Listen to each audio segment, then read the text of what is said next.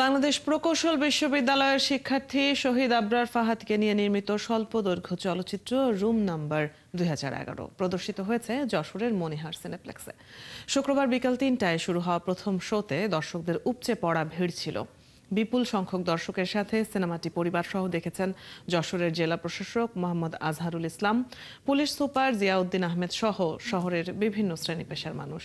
তারা জানান, 5 আগস্টের আগ পর্যন্ত দেশের সব শিক্ষা প্রতিষ্ঠান সহ সব স্থানেই এরকম ভীতিকর পরিস্থিতি ছিল, যার পুরোটাই চলচ্চিত্রে ফুটে উঠেছে। এর আগে জাহাঙ্গীরনগর বিশ্ববিদ্যালয় ও আমেরিকার ক্যালিফোর্নিয়াতে সিনেমাটির প্রিমিয়ার হয়, পরে বগুড়ায় মুক্তি দেওয়া হয়।